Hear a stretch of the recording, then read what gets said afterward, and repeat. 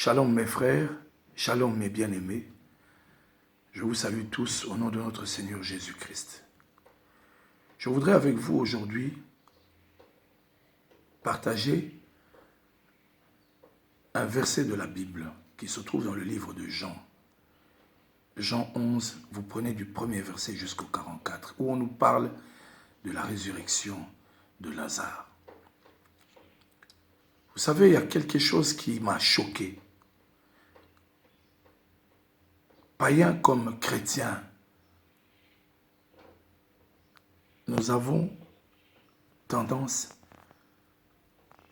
à applaudir l'échec. Nous avons tendance à applaudir la mort au lieu d'applaudir la guérison. Nous avons tendance à applaudir le divorce au lieu d'applaudir l'unité et la continuité du mariage. Nous avons tendance à applaudir le mal, les crises. Aujourd'hui, on parle du coronavirus.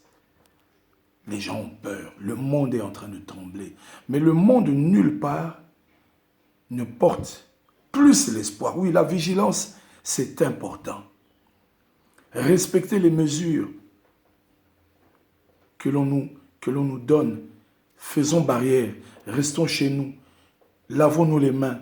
Évitons de contaminer les autres ou d'être contaminés.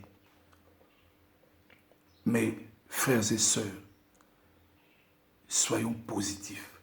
Frères et sœurs, la maladie ne conduit pas toujours à la mort. Échouer 10 fois ne veut pas dire que la 11e fois vous échouerez. Ayons en nous les sentiments divins. Ayons en nous la pensée de Dieu, la splendeur, les bénédictions, l'allégresse. Et non le deuil, non les cendres, non un esprit abattu. Le Seigneur, notre Dieu, nous demande d'avoir les mêmes pensées que lui. D'ailleurs, nous avons été créés à son image. Pensons comme Dieu. Pensons gloire, pensons unité, amour, réussite, guérison, richesse, et non toujours malédiction. Et non toujours avoir peur, se dire qu'on a été maudit par comment est-ce qu'on appelle, malédiction qui viennent de nos ancêtres dès lors que nous avons accepté le Christ dans notre vie. Ces malédictions transgénérationnelles, comme on dit, sont effacées. Oui, Satan est là. Oui, il a quelques forces avec lui. Mais j'ai cherché, frères et sœurs, dans la Bible, du livre de la Genèse au livre de Malachie, du livre de Matthieu au livre d'Apocalypse. Je n'ai pas vu là où le Seigneur a échoué. Je n'ai pas vu une bataille, ni une collaboration entre Dieu et les hommes qu'il a créés, qui, à la fin, à long terme, a eu à échouer. Le Seigneur a toujours remporté les victoires. Frères et sœurs, soyez confiants.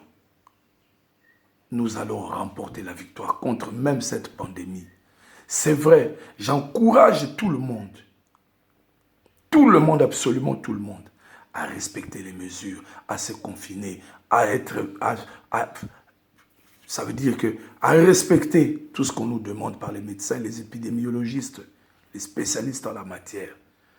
Mais je vous dis que nous vaincrons. Je vous dis que nous vaincrons la pauvreté, la maladie. Nous vaincrons l'Afrique aujourd'hui. L'Afrique, si nous regardons la réalité de l'Afrique, l'Afrique n'a pas d'espoir. Les gens pourraient dire que l'Afrique n'a pas d'espoir, excusez-moi.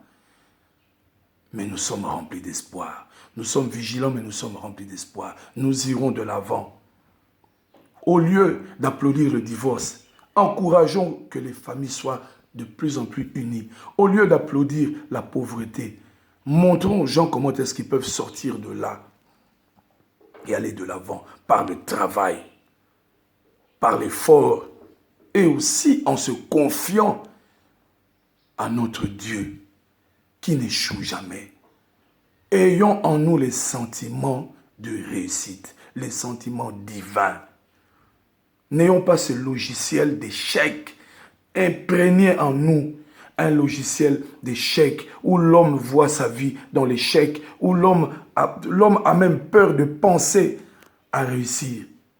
Il se dit, ah, je savais que j'allais échouer, je savais que cet examen était trop dur, je savais que cette entrevue d'emploi, cette interview, je savais qu'en allant je savais que le médecin allait me dire que non. Pensons à la réussite. Pensons à la réussite. Pensons à la guérison. Pensons à la richesse, aux bénédictions, à la splendeur, à l'allégresse, à une vie de gloire. C'était ici votre frère Guy Motayo, ou Daddy Motayo pour certains. Béni à jamais vous êtes par Jésus-Christ, notre Seigneur et notre Sauveur. Amen.